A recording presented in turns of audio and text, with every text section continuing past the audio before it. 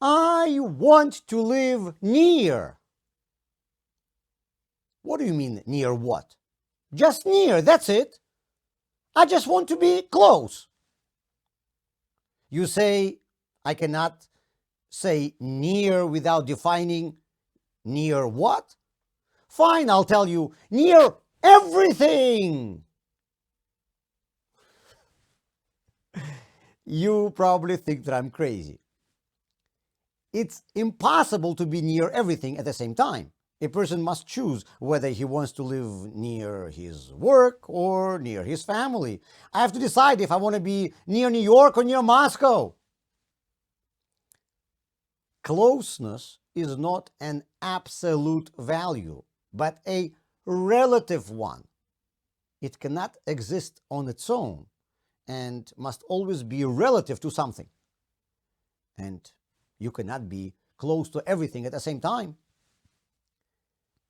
The same goes for freedom.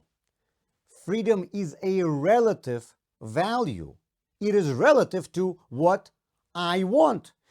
If I am locked in a room but I have no desire to get out, I will feel free.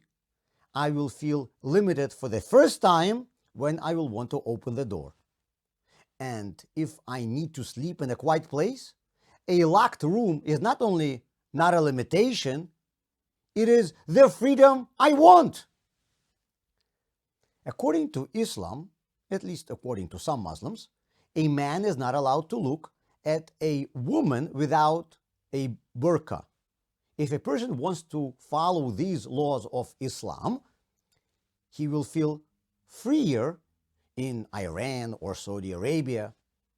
I, as a Jew, probably will not feel free in those countries. In the nudist district of San Francisco, people who want to walk around naked feel freer. But if I do not want my children to see naked bodies, then if I will be living there, I will feel very limited. Talking about being close is meaningless if you did not establish what do you want to be close to. Talking about freedom is meaningless if you did not establish why you want this freedom. The concept of freedom is secondary. It comes only after determining your goal, which is primary. Much has been written about this, not only in religious literature, but also in secular books. Immanuel Kant, Isaiah Berlin writes that all freedoms are divided into positive and negative. The trouble with many modern activists fighting for freedom is that they never thought about a simple definition of the idea they are fighting for. Imagine there's a group of people that all decided that they want to live close to, but didn't decide to what.